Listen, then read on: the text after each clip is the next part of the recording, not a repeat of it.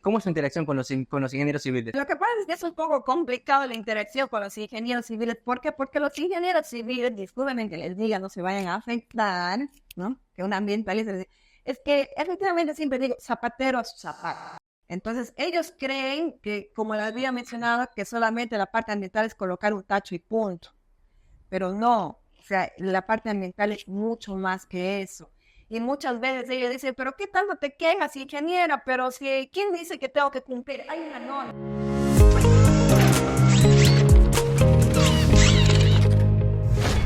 El planeta no necesita que lo salvemos, necesita que no lo destruyamos. Bienvenidos a un capítulo más de este podcast. Esta vez estamos con la ingeniera Danitza. ¿Qué tal, ingeniera? Un gusto tenerla aquí hoy. Igualmente, un gusto. Ingeniera, quisiera que antes de poder empezar se pueda presentar con todo el público para que sepa un poco más sobre quién es usted. Claro, sí, como no.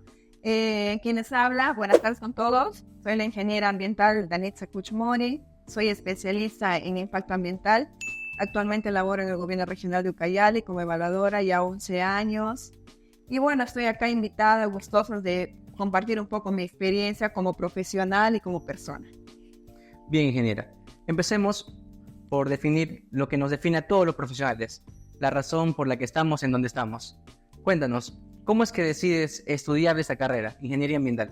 Ya, la carrera de ingeniería ambiental nace en mí desde muy chiquita. Lo que pasa es que yo he crecido, me han criado en un ambiente con bastante vegetación, siempre ligada al cuidado del medio ambiente. Mi mamá siempre me ha enseñado referente al cuidado, echar agua a las plantas. Entonces, eso como que nació en mí desde hace mucho tiempo, desde chiquita. Me nació ese corazón ambiental, por decirlo así, ¿no?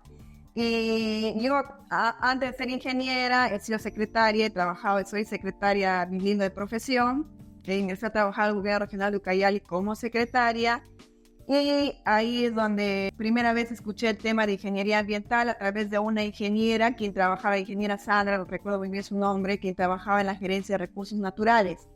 Esa ingeniera fue que un día así, por cuestiones que se hizo mi amiga, me comentó que la carrera de ingeniería ambiental iba a abrir en Pucallpa. Y como que ahí dije, wow, será pues mi oportunidad de ser ingeniera.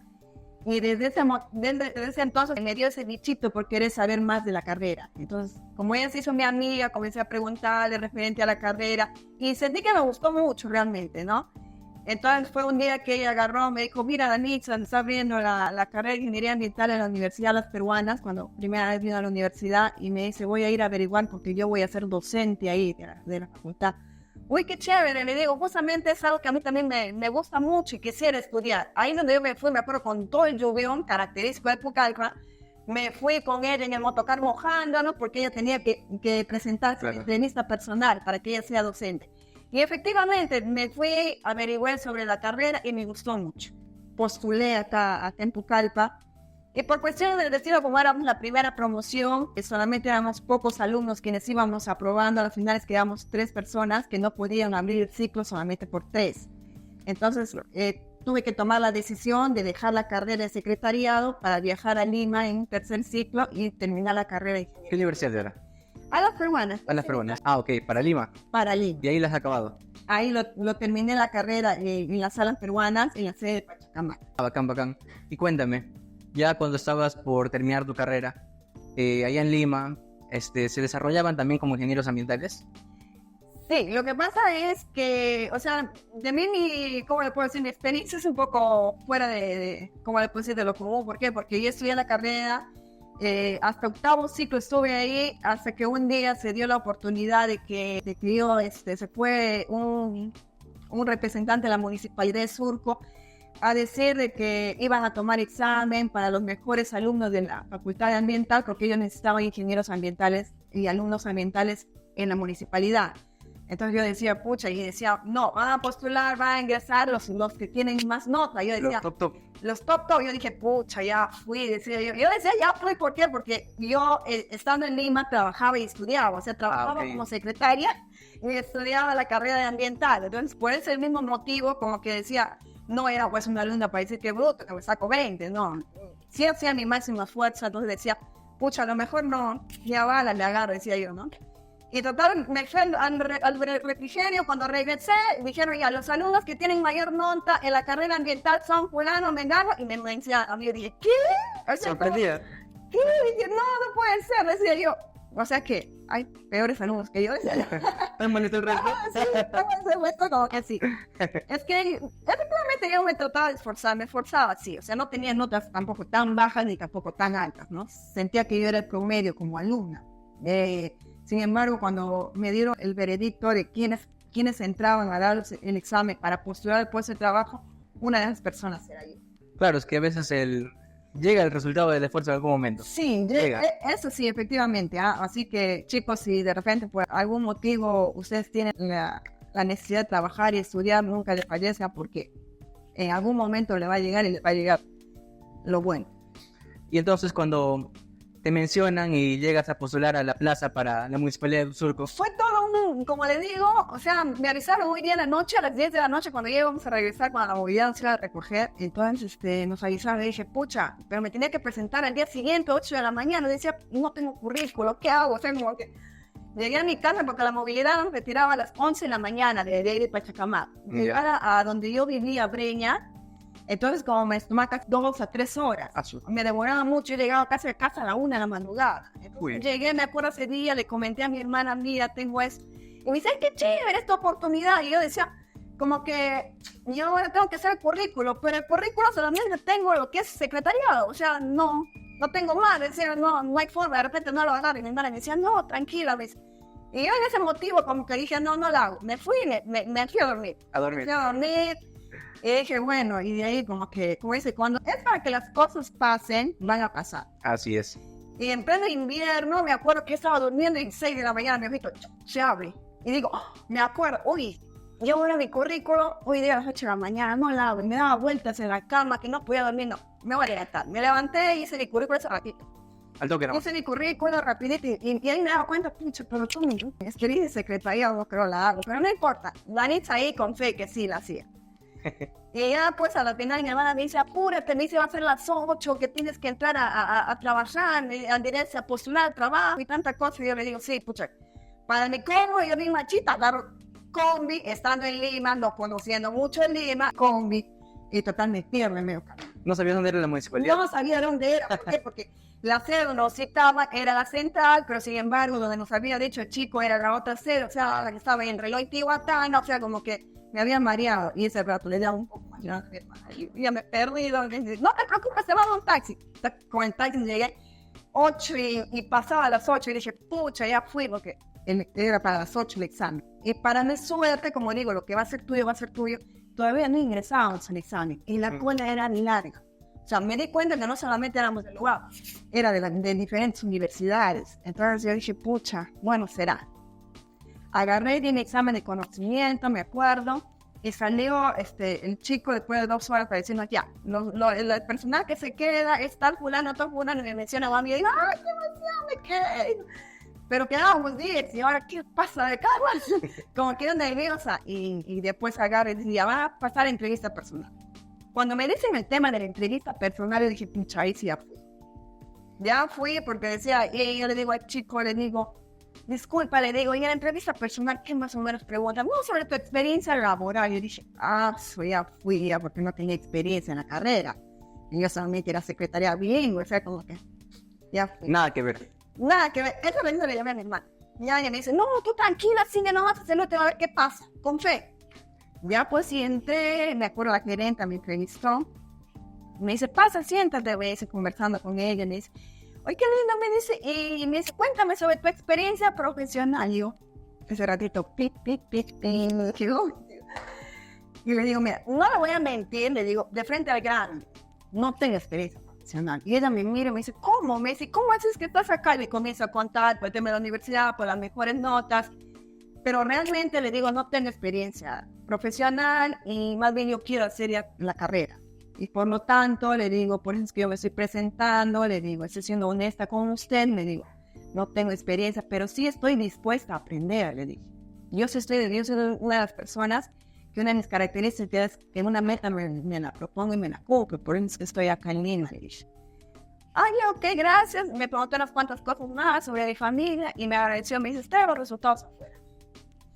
Esperé y de verdad en mi universidad al final éramos 2 que habíamos pasado el examen, 2 del lugar, el resto era de otras universidades de Lima.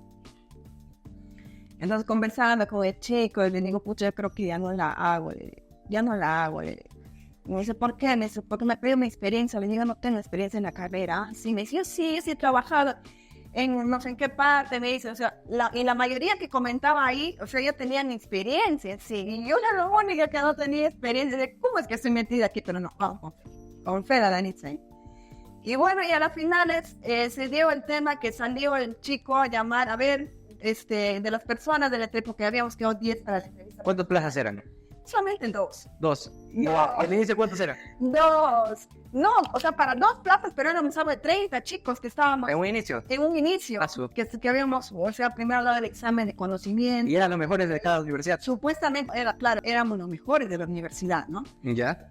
Y total, cuando sale, dice, ya solamente las vacantes son para 2 personas, y ya la gerente ha tomado la decisión, y las personas que se quedan es Edgar Guananca y Danitza, cuyo dije, ¿qué?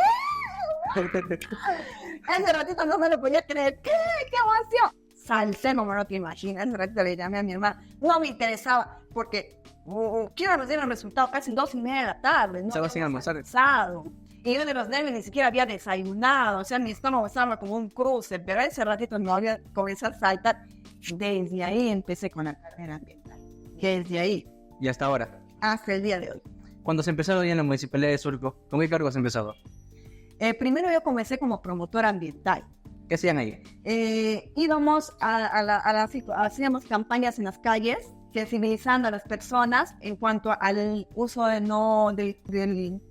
la bocina de manera indebida, a no alimentar a las palomas. ¿Por qué? Porque Surco en ese momento estaba pasando por un momento fitosanitario, problema de salud por las palomas. Y el tema del control de residuos sólidos. Entonces ahí es donde yo entro como promotora ambiental. Hacíamos un trabajo puerta a puerta, casa a casa, con todos los chicos que estábamos ahí en ese momento trabajando como promotora ambiental. Claro, y de ahí posteriormente ya mi constancia, mi perseverancia, de seguro que en su momento me vieron, ¿no? Y ¿cómo le puedo decir? Pusieron la confianza en mí, y a la final me dijo, ya Danitza, tú te vas a encargar todo lo que es control de ruido. Tú vas a ser como que la jefa de ruidos, algo así. ¿ya? Tú te vas a encargar de hacer los monitoreos ambientales del control de ruido, tú te vas a encargar de hacer las sanciones, de poner papeletas con los policías de tránsito y todo. Yo dije, bueno, en fin. Y de verdad, ya comencé a hacer el trabajo, y el trabajo ahí fue, siendo que también aprendí mucho de ahí, porque ahí me di cuenta que los conductores, es cierto lo que dicen los policías de tránsito, mienten. ¿Cómo así? Los taxistas mienten. ¿Cómo así? ¿Cómo así? ¿Por qué? Porque miren, cuando hacíamos la campaña, quien multaba era el policía. Nosotros pedíamos apoyo a la comisaría de Surco. Ah, ok. Ellos nos prestaban sus efectivos policiales, y con ellos nosotros hacíamos los operativos para sancionar a quienes hacían el uso indebido de la bocina o claxon, como lo quieran llamar, ¿no? Y en ese entonces, pues, pero el policía pues no tenía ese criterio ambiental de ver, oye, a quiénes sanciona, a quién no. Entonces, quienes decíamos éramos nosotros. Por ejemplo, yo le decía al policía que estaba a mi costado, ese que está viniendo de carro azul, ya, a él me lo paras, porque él está haciendo uso indebido de la bocina. Y le paraban, y cuando le quería poner papeleta, el policía decía, no, a ver, coordina con la ingeniera. Y venía ingeniera, que por favor, que no me multes, que no sé qué, que no me pongas papeletas, que mi hijo se está muriendo en el hospital, y que mi esposa me ha llamado, que tengo que llevar urgente la medicina. Y yo bien creída, y ay, señor, perdón, con mucho cuidado, sí, señorita, no sé qué, le prometo que la próxima no. Sí. El siguiente mes, después de 2 meses, me tocaba de nuevo hacer operativos. Vuelta caí ese mismo. Yo le miraba y venía el señor, señorita, que por favor, que ahora mi esposa, que no sé qué, que mi esposa va a dar a luz. Un poco más le hacía dar a luz a la esposa de taxista. Que va a dar a luz, que no sé qué, que por aquí. Y yo le decía, señor, pero es la segunda vez. Señorita, que por favor, que esta vez, ahora sí he aprendido que no voy a hacer uso. Ya, señor. Señor, la tercera sí no lo perdono. Así que tenga en cuenta. Y la señorita creía que seguro iba a fumar y nunca más iba a ver la cara. ¿Ya? Después de 5 meses, vuelve a caer el mismo señor. Caserito ya era. Viene, señorita, y yo le miro y le digo, señor, ¿ahora quién me va a mentir? me mira y me dice, no, señorita, que esta vez que yo me siento mal, que estoy con cólico, que estoy mal del estómago. Mire, señor, discúlpeme, yo ya no tengo nada de recursos. Le dieron 2 oportunidades, es que estoy en su momento, ya, discúlpeme, y yo le dejaba. Y le decía al policía, ¿sabe qué? Señor policía, póngale su papeleta.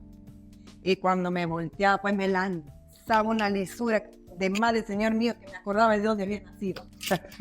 Entonces, como dice, ahí me he dado cuenta que efectivamente, como dicen los policías, ¿no? El delincuente un poco más te revive y te lo mata y te lo entierra a su familiar por querer quedar salvo, ¿no? Y eso es cierto, y eso es lo que me di cuenta. Que efectivamente, la mayoría de los choferes que son infractores, un poco más te bajan la luna de las islas estrellas y siguen cumpliendo la norma. O sea, no era darle ya que una cuarta oportunidad le perdone ya. Okay. Entonces, ingeniera, cuando usted está trabajando en Lima, ¿cuánto tiempo más es lo que se queda allá?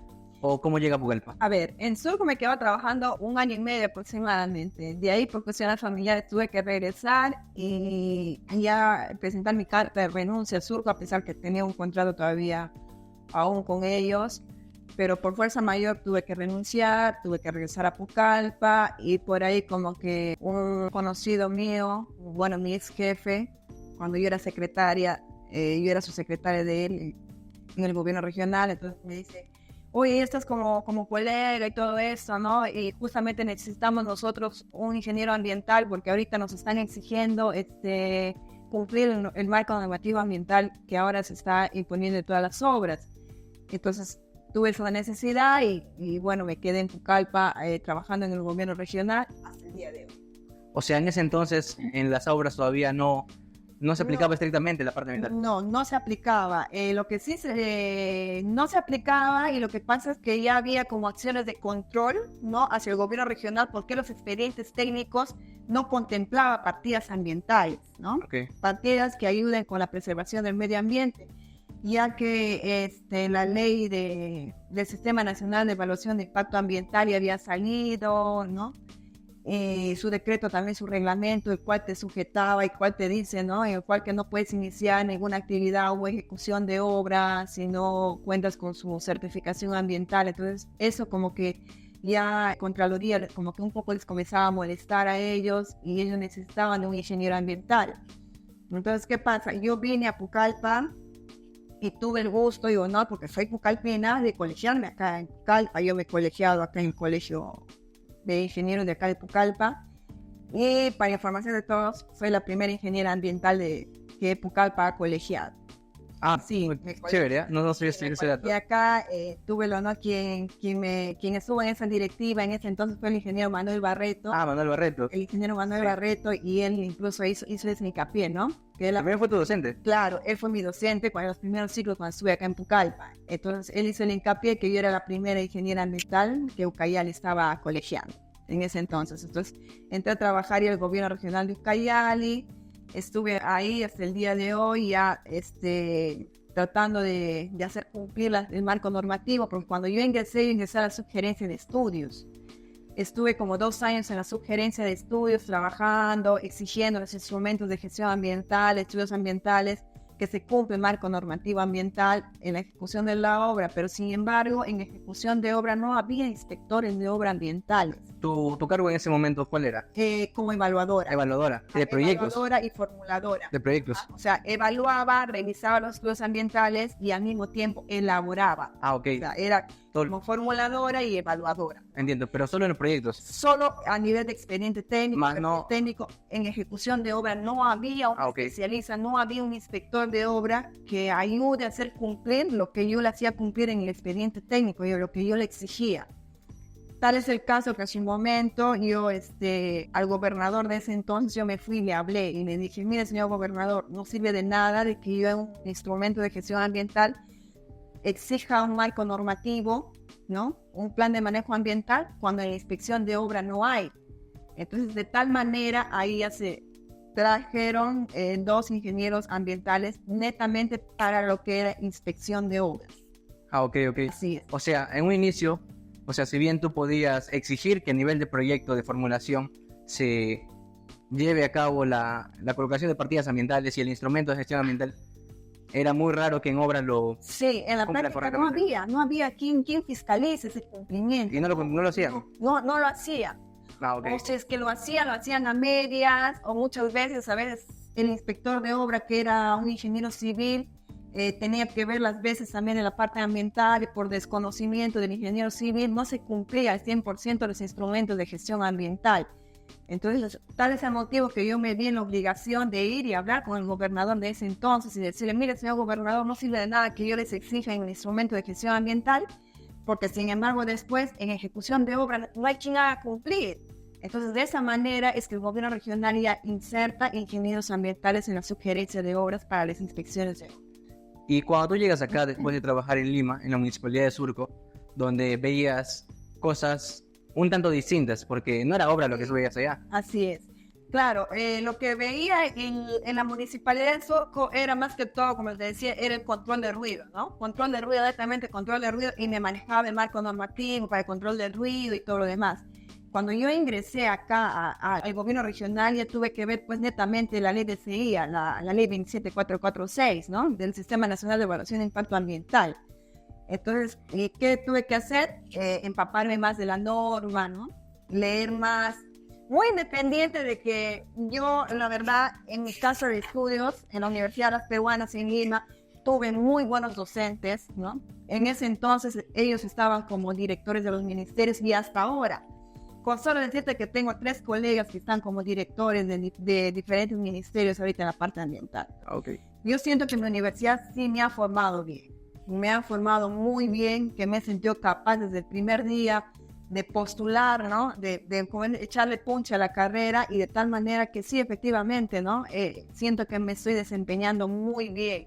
Claro, muy independiente de que no somos aviondos y que siempre es bueno manejar tu norma, como se dice, ¿no? Cuando yo me senté en el gobierno regional, lo primerito que fue es descargar mi ley de 27446, que te habla todo referente al Sistema Nacional de Evaluación de Impacto Ambiental en los proyectos de inversión pública, de tal manera que pueden creer ahora que hasta ahora le tengo esa ley que está toda rotita, está toda cachadita. ¿Desde ese entonces? Desde ese entonces. ¿Cuántos años se han pasado? Traído para hacerlo. Ya son 11 años. 11 años y está toda sin carátula, pero está ahí lo más resaltante, que en ese entonces comencé a leer, lo resalté mucho con el resaltador y hasta tengo bien resaltado. No, claro, o sea, los puntos clave, por decir, el marco normativo clave que tengo que usar para la elaboración de los instrumentos de gestión ambiental y también para la inspección de obra.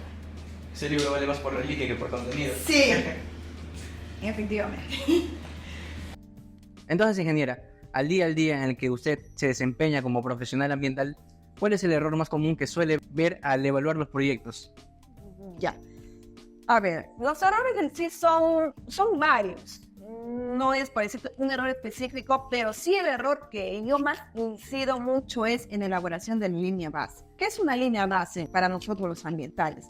Es ir a campo e identificar todo lo que tú encuentras. Por decir, encuentras un árbol, encuentras un cauce de río, ¿no? ¿Qué encuentras? Encuentras un colegio, encuentras una poza. Entonces, esa línea base para nosotros los ingenieros ambientales es muy importante. ¿Por qué? Porque eso me va a ayudar a hacer un análisis ambiental y determinar el grado de afectación ambiental y social que puede tener mi proyecto. Es decir, como digo, a veces me presentan una línea base que es bajado del internet. Por decir, si mi proyecto está en el distrito de Yarinacocha, me bajan del internet todo lo del distrito de Yarinacocha. Eso no me sirve. A mí lo que me sirve es identificar 100 radios a la redonda de mi área, de mi proyecto, ver qué cosas tengo. Que por ahí, cuando yo les les discuto a los consultores, ¿no? Ese tema, y me dice, pero ingeniera, ¿pero de qué sirve de que tú quieras saber que si hay un colegio cerca o no? ¿Por qué me exiges eso? ¿Por qué? Porque yo necesito saber, si tú tienes un colegio cerca, vas a tener que hacer tus medidas ambientales en cuanto a tu velocidad, en cuanto a tu emisión de partículas. ¿Cómo tú vas a mitigar esas partículas, ese polvo que va a haber durante la ejecución de la obra y que pueden afectar a los alumnos y docentes? Entonces, la línea base es muy importante. Ingeniera, muchas veces me dicen, oye, el otro día me tocó un profesor de salud, que no voy a decir su nombre, que está en plena ciudad, y veo me sacan como 15 especies de flora que están ahí, árboles de mango, de diferentes especies. Y yo digo, qué interesante, una posta, tantos árboles tiene. Y le digo a mi asistente, vámonos, le digo a la posta que quiero ver si realmente hay. Llego a la posta, no había ni un árbol. Todo tal lado. Ni un árbol. O sea, era falso la información que me estaba dando. Sí. Imagínate. Y como hay veces también que a veces dicen que no hay especies, pero sin embargo voy y sí hay. Entonces, ¿qué pasa? ¿Por qué es importante identificar todo eso? Porque en el caso de que sí hay de especies, necesita que tenga un presupuesto ambiental ese árbol que van a retirar. ¿Cómo lo van a retirar ese árbol? Tienes que pagarle al contratista para que lo retire. Ahora, ¿por qué es importante? Porque yo necesito saber cuántas especies estoy sacando y qué especies. Porque no es que yo voy a sacar por sacar, no, yo tengo que ver, hay un listado de especies protegidas por el Estado, que si tú le talas 3 años o 5 años de cárcel. Es penado. Es penado, entonces hay ingenieros que muchas veces no manejan la norma y simplemente me ponen un cedro, una caoba y que lo van a retirar como si fuera cualquier especie, y no. Entonces yo necesito saber qué especies hay y cuántas hay, porque si no sé cuántas hay, entonces ¿cómo yo voy a saber qué plan de manejo ambiental lo va a hacer? Como dice, si tú sacas 5, como mínimo 5 tienes que reponerlo. Entonces, por ese factor, la línea base es muy importante. Entonces, si no hago yo una línea base exacta de lo que realmente tengo en mi entorno, ese instrumento de gestión ambiental va a estar mal. No voy a saber a quién voy a afectar, no voy a saber si tengo alumnos o no tengo alumnos, no sé qué medidas ambientales voy a hacer, me las voy a idear, porque voy a copiar y voy a pegar de otro estudio que no se sujeta a la realidad. Entonces, es importante eso. Otro de los problemas también que veo mucho es en el presupuesto. Ellos me dicen, voy a hacer monitoreo de ruido, de gases, de partículas, voy a hacer la revegetación, voy a hacer eso, voy a hacer otro. Acá, me parece espectacular que lo haga. ¿Y el presupuesto con qué lo va a hacer el contratista? Si no lo pagas, si no le consideras en el presupuesto. O sea, en el instrumento... Debe tener su presupuesto propio. Claro, en el cemento figura, pero Claro, en el presupuesto no está. No está. Y yo le digo, pero ¿cómo le vas a pagar al contratista sus monitoreos si no está en el presupuesto de la obra? O sea, en el expediente. Es como si fuera simplemente pantalla. Es pantalla, o sea, no lo va a cumplir porque en ejecución de obra tú no le puedes exigir al contratista que haga más de lo que tú no le pagas. Claro. Eso es un abuso. Hay una norma que te dice que no puedes hacer eso.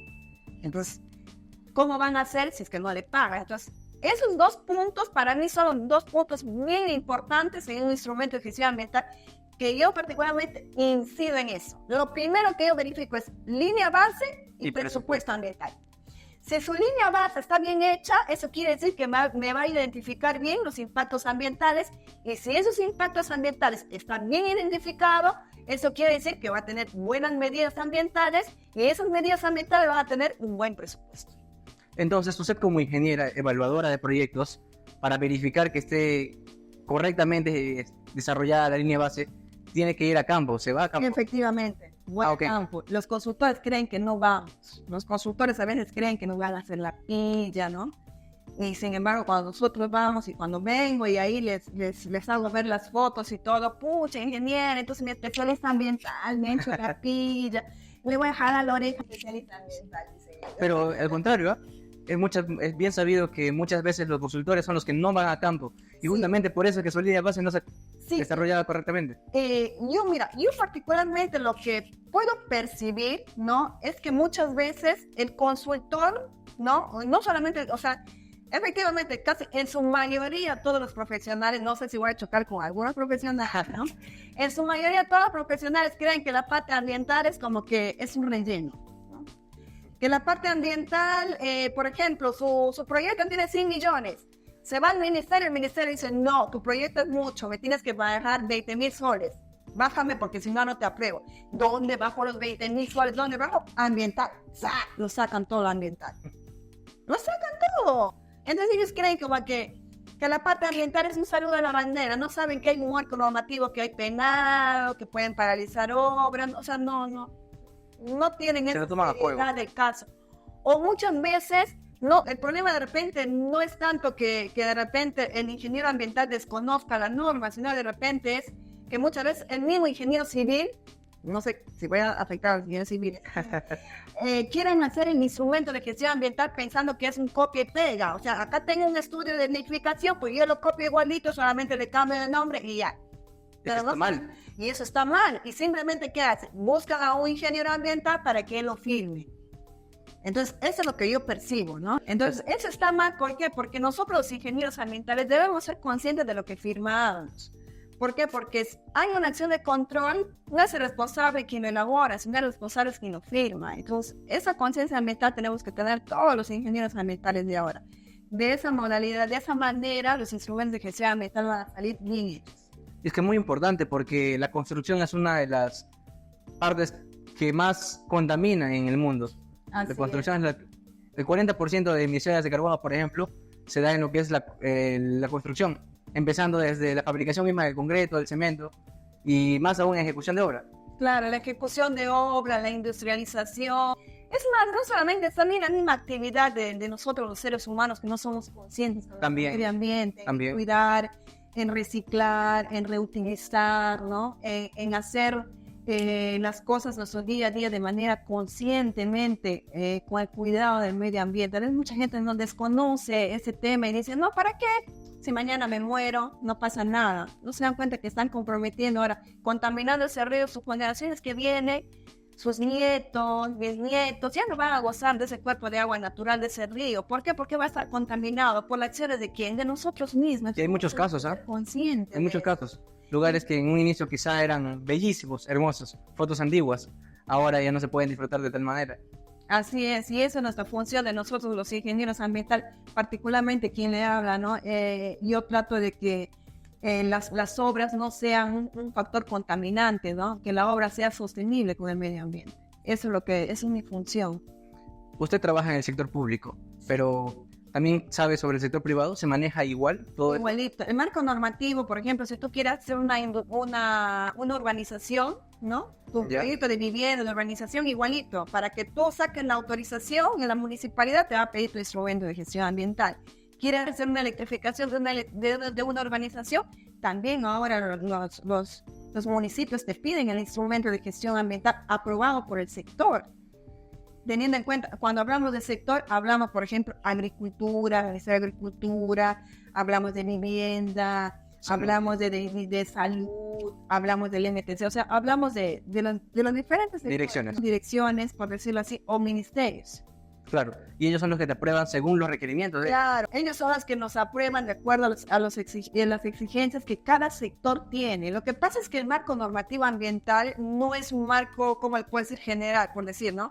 Un estudio ambiental o un instrumento que sea ambiental, esto te va a servir para todos. No, cada sector, por decir, transporte tiene su instrumento que sea ambiental y ese instrumento que sea ambiental, diferentes categorías. Claro, porque no sería lo mismo mitigar los impactos ambientales de un puesto de salud, de un colegio o de una carretera. Las emisiones, las afecciones ambientales que estas producen son distintas, ¿no? Son distintas. No es igual, pues, hacer un estudio, un instrumento de gestión ambiental, un estudio ambiental de un colegio con una vía que te va a pasar por diferentes comunidades nativas o diferentes zonas, o que va a intervenir o va a abrir alguna trocha. Entonces, son distintos. Y por el hecho que son distintos, cada sector maneja su instrumento de gestión ambiental y su categoría también, dependiendo del grado de afectación a la naturaleza que tenga. Entiendo. Y usted que me comenta que también va a obra muchas veces, lo que usted puede ver es que los instrumentos de gestión ambiental más conocidos como IGA se manejan correctamente o se ejecutan correctamente. Ya, bueno, en ese caso, ahora estoy haciendo también puesto de inspectora de obra y me doy cuenta que efectivamente, como dice el contratista, lo único que le preocupa es ganar. Entonces, si ellos pudieran, ellos no cumplirían la parte ambiental. Para eso estamos nosotros, los inspectores de obra ambiental, que tenemos la tarea de hacer cumplir el marco normativo en obra, ¿no? Y si por ellos fuera, no lo cumplieran, porque dicen, pero ingeniera, pero eso no. Hay ¿cómo le puede ser? Un concepto erróneo, que ellos creen que la parte ambiental solamente es colocar tachos o contenedores, ¿no? En obra y nada más. Cuando la parte ambiental es multidisciplinaria y hay muchas cosas que implementar en obra, que no solamente es colocar un tacho. Por ejemplo, ¿qué cosas más es? Por ejemplo, ellos creen que si hablamos solamente de colocar tachos, solamente hablamos de manejo de residuos sólidos. Pero tenemos también el control de ruidos, que son los monitoreos de ruidos. Tenemos el control de partículas, PM10 2.5, control de gases contaminantes, gases de combustión. Tenemos el tema de, a ver, ¿qué más podemos manejar? Tenemos el tema también, el manejo de los residuos líquidos, o sea, los que salen de los baños portátiles o servicios higiénicos portátiles. Muchas veces el contratista que agarra y lo saca con un tubito a la tierra, nadie lo vio. Entonces, por eso ahora el marco normativo lo que nos exige es, si es un proyecto lejos, alejado de la ciudad, manejo de letrinas.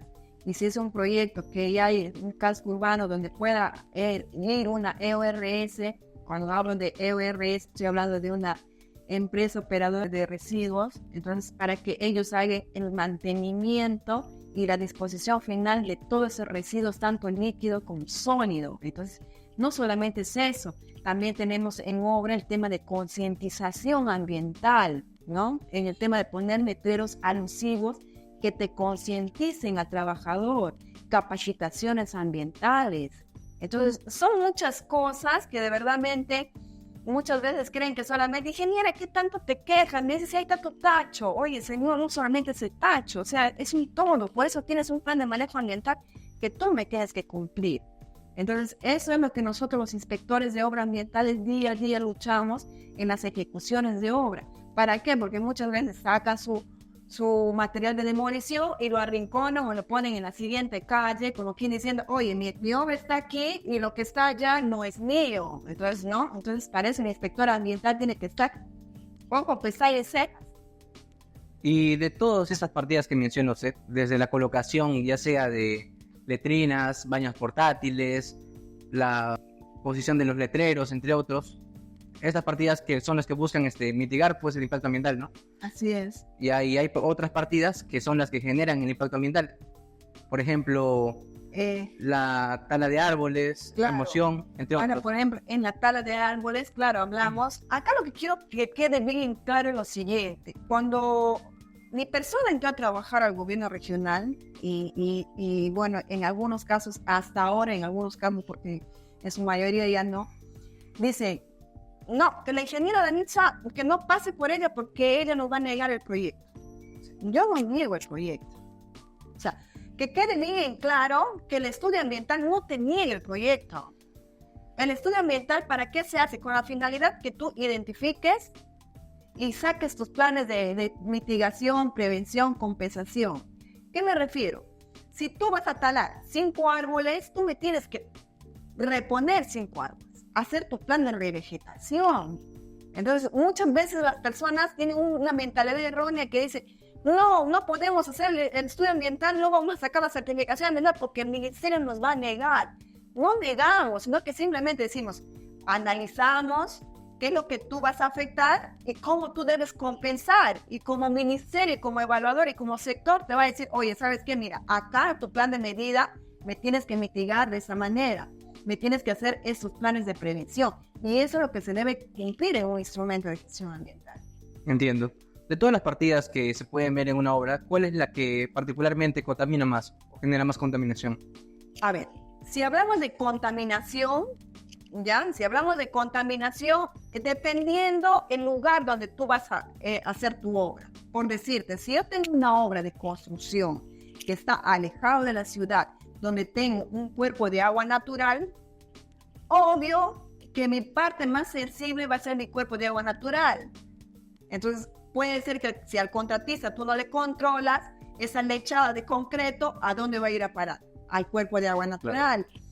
Ese lo que van ¿qué le digo? A lavar los guiones de sus combustibles, ¿dónde va a ir a parar? En el cuerpo de agua natural. No tiene agua el contratista, tiene un cuerpo de agua natural cruzado, de ahí lo extrae sin autorización de lana. Entonces, en la parte sensible en sí en obras son diferentes dependiendo de la zona donde está localizado en sí el proyecto. O sea, las partes sensibles son todas, agua, aire y suelo. Hablamos de los 3 componentes de la tierra, agua, aire y suelo. Entonces, esos 3 siempre van a ser sensibles dependiendo dónde tú ejecutas, porque de repente tengo una obra, no tengo un cuerpo de agua natural, pero si tengo el tema de abastecimiento de combustible de mis maquinarias, donde tengo suelo, va a afectar el suelo con ese combustible. Entiendo. Entonces son diferentes dependiendo de la ubicación donde esté el proyecto. Y depende del tipo de proyecto también. Así es. Entonces, usted como es evaluadora y a la vez también verifica algunas obras, porque es especialista ambiental. Sí. ¿Cómo es su interacción con los ingenieros civiles? Ya sean consultores o contratistas, cuando les observa algo en obra o cuando les observa algo en la formulación de un proyecto. ¿Cómo es esa interacción? Lo que pasa es que es un poco complicado la interacción con los ingenieros civiles. ¿Por qué? Porque los ingenieros civiles, disculpen que les diga, no se vayan a afectar, ¿no? Que un ambientalista les diga, es que efectivamente siempre digo, zapatero a su zapato. Claro. Entonces, ellos creen que, como les había mencionado, que solamente la parte ambiental es colocar un tacho y punto. Pero no, o sea, la parte ambiental es mucho más que eso. Y muchas veces ellos dicen, pero ¿qué tanto te quejas, ingeniera? Pero si, ¿quién dice que tengo que cumplir? Hay una norma. E incluso el Ministerio del Ambiente ha sacado como un requisito, ya, hará 2 o 3 años que ya se está cumpliendo, y que es motivo de tumbarse un proceso, o sea, eliminar un proceso de selección si es que no tiene certificación ambiental en el instrumento de gestión ambiental, para que se den cuenta lo importante que es el instrumento de gestión ambiental con su respectiva certificación ambiental.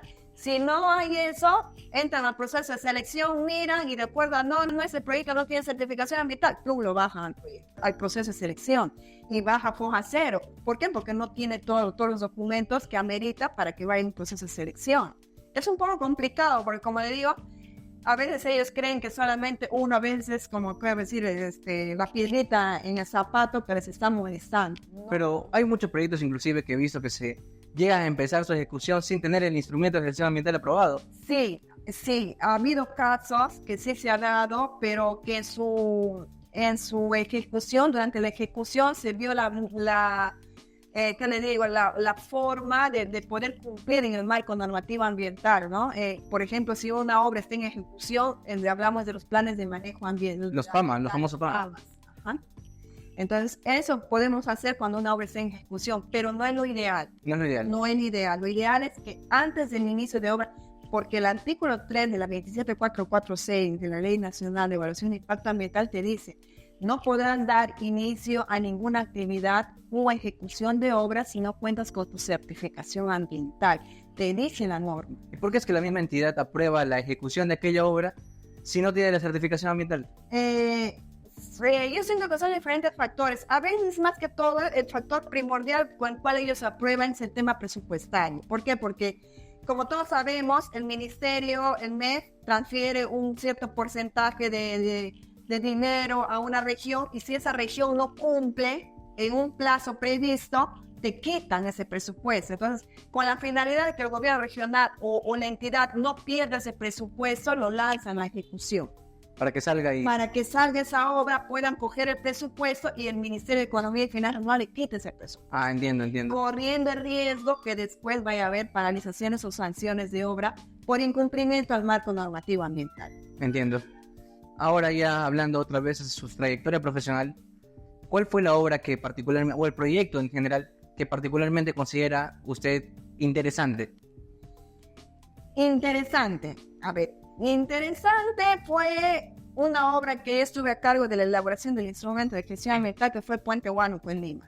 ¿Por qué? Porque, como dice, cada zona, cada persona de cada lugar es distinto su manera, ¿no? Por decirlo así. Por ejemplo, allá hacer un taller de participación ciudadana en la ciudad de Lima fue bien complicado, porque como que la gente es bien desconfiada por tantas cosas también que pasan, ¿no? Por la inseguridad del país. Y no nos querían dar información, no querían asistir al taller. A las finales, con tanto esfuerzo, se hizo taller, se hizo en dos lugares que es el mercado de Flores y el mercado de Hacho, ¿no?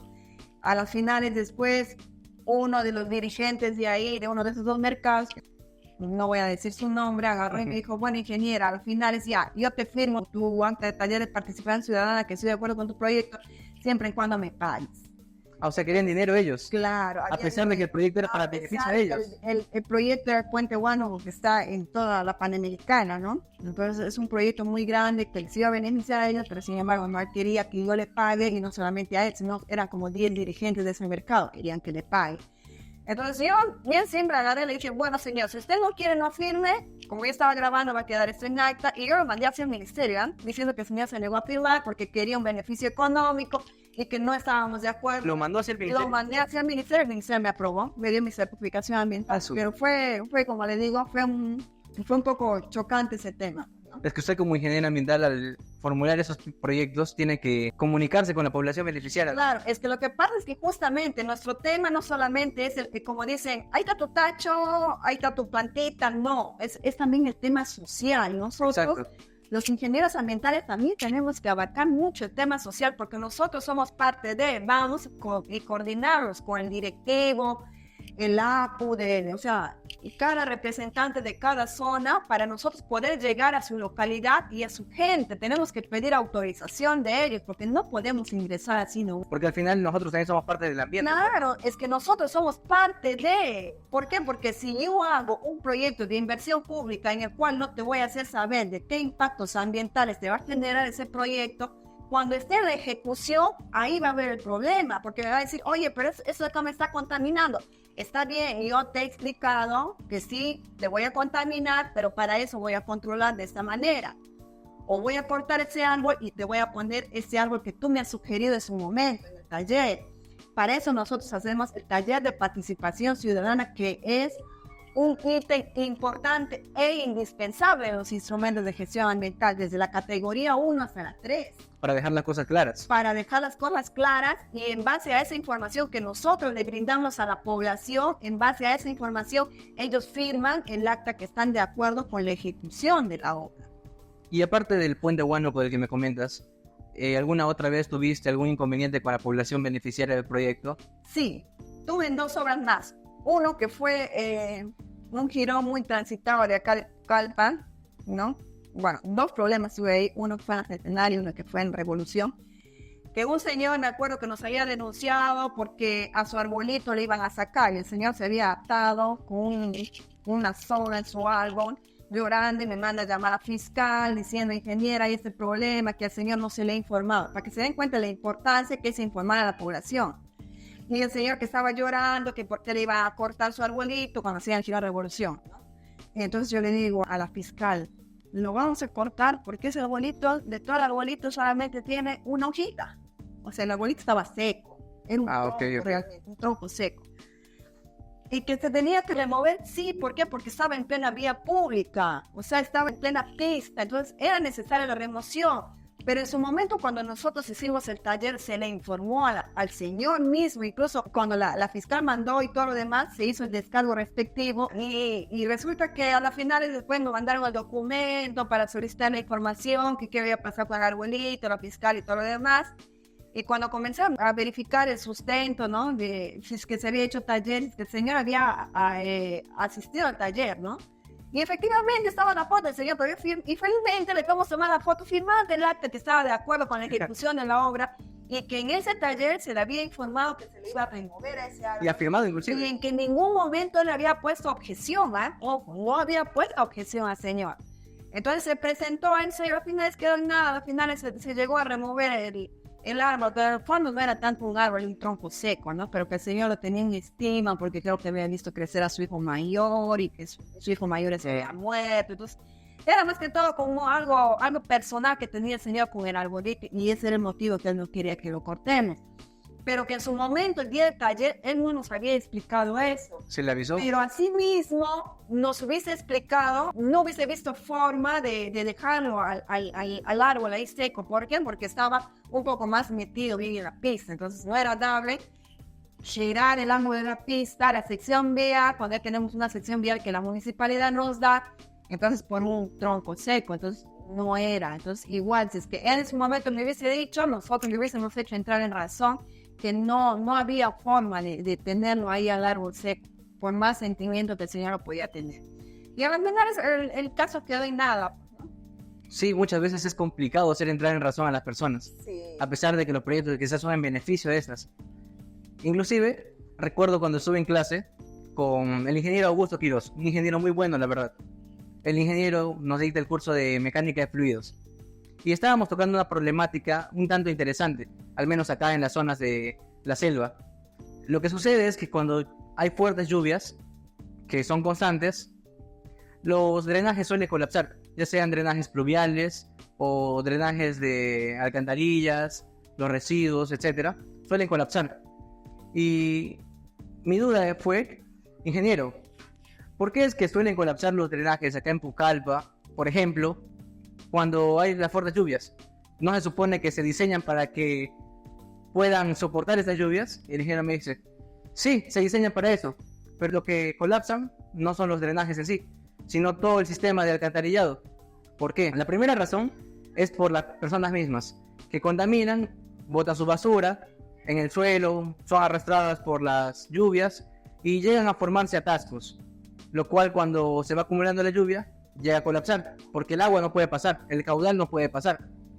Ahora, los drenajes de aguas servidas colapsan porque las personas muchas veces también hacen mal uso de estas. Lo que hacen es colocar su alcantarilla, digamos, en el último piso de su edificación y lo conectan al desagüe, lo cual está mal. ¿Por qué?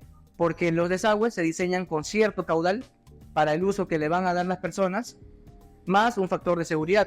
Pero tú, al mezclar las aguas pluviales a ese drenaje, estás sobrepasando ese caudal de diseño. Y eso genera que la tubería colapse, porque no está diseñada para soportar ese caudal.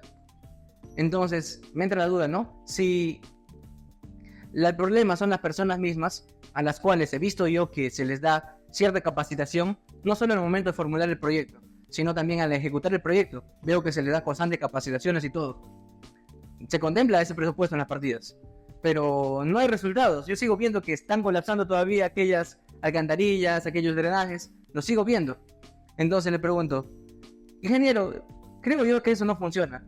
¿Por qué en vez de gastar en capacitaciones, por qué no se gasta en ejecutar el proyecto, pero de tal manera que este proyecto ya contemple todos aquellos errores humanos?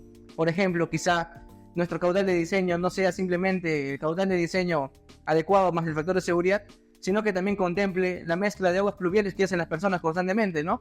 Y también quizá un sistema que separe la basura de las personas que botan a la calle con las aguas residuales, ¿no? Que es del drenaje mismo. Y me dice, o sea, mi proyecto que me cuesta 5 millones, tú lo quieres hacer costar 80 millones, me dice. Y yo en mi ignorancia, sí, le digo. Y él me mira y me dice, si yo estuviera haciendo aquel proyecto, no te contrataría, me dice. Estás sobrevalorado de proyecto. Le miro, frío yo. El ingeniero me dice, mira, para eso se gasta en el presupuesto de capacitación a las personas para que den un buen uso. Y yo le digo, pero si no se cumple, me dice, es que hacen mal esos trabajos de capacitación. Y es algo que usted me había comentado en algún momento. No se trata de simplemente capacitar o ir a cumplir por cumplir, sino hacerlo bien y de tal forma que la persona entienda, pues, ¿no? Que por qué no debe hacer eso, que por qué le afecta aquel proyecto, afecta tal acción al proyecto. Claro, efectivamente, ahí es donde yo he incido mucho en que nuestro trabajo no solamente es la colocación de tachos, sino también la concientización a la población del manejo de sus residuos, ¿no? Porque si no hay una buena concientización, la gente no te va a entender. Yo he tratado con personas que trabajan como capacitadores, haciendo trabajo puerta a puerta, y les pregunto, ¿qué tal, cómo la ves, no? ¿Qué tal tu trabajo? Me dicen, sí, realmente, pucha, que he agarrado ese trabajo porque, bueno, en fin, porque no hay chava, ¿no? ¿Y cómo capacitan? Le pregunto. Y me dicen, no, simplemente me voy, le doy el volante y le hago firmar nomás como que le he capacitado y ya.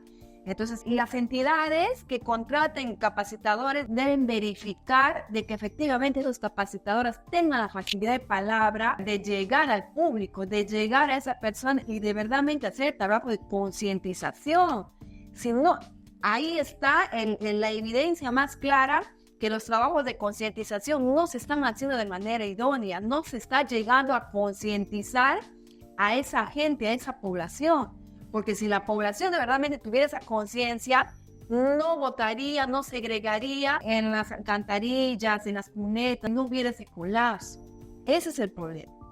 Entiendo, ingeniera. Sí, quisiera que todos aquellos que están viendo esto hagan un hincapié en esto, ¿no? En la concientización, ¿no? Si en algún momento haces alguna actividad que pueda afectar al proyecto que es beneficio tuyo, puedas tomar conciencia y actúes de mejor manera. Así es. Bueno, ingeniera, ¿qué le parece si pasamos al segundo bloque? Bienvenidos a Preguntas con Cancha.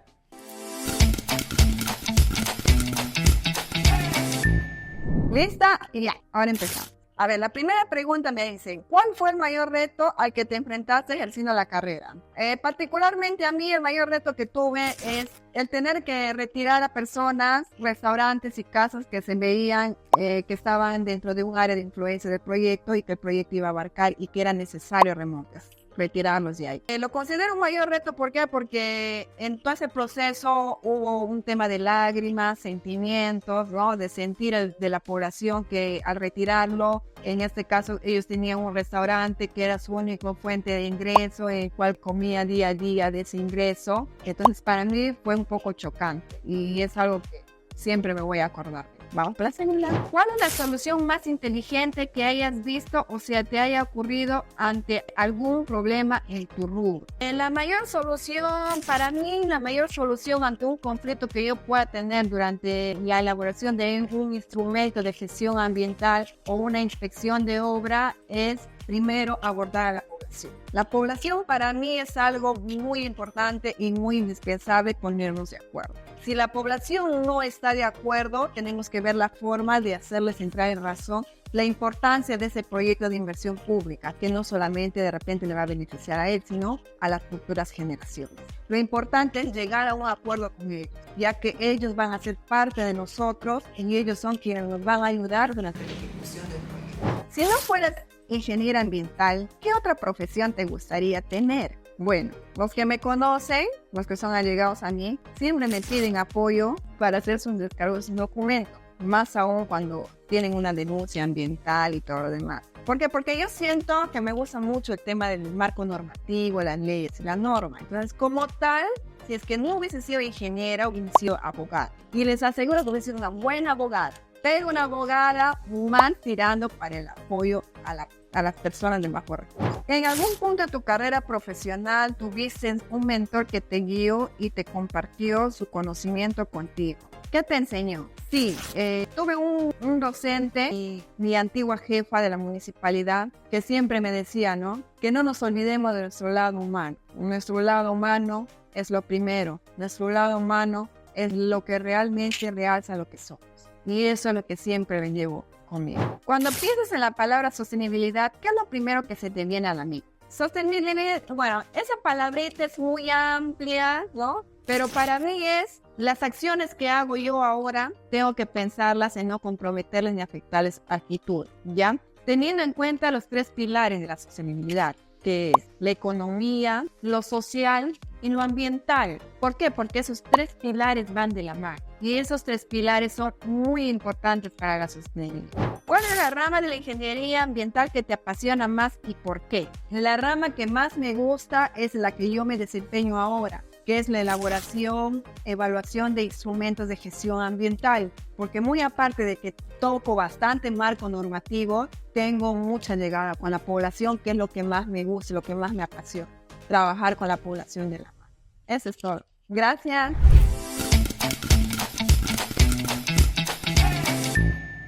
Danitza, ha sido un placer tenerla acá hoy día en este podcast. Espero que haya sido un gusto para ti también estar acá. Y quisiera cerrar con un mensaje. ¿Qué mensaje quisieras dar a todo aquel que nos está viendo?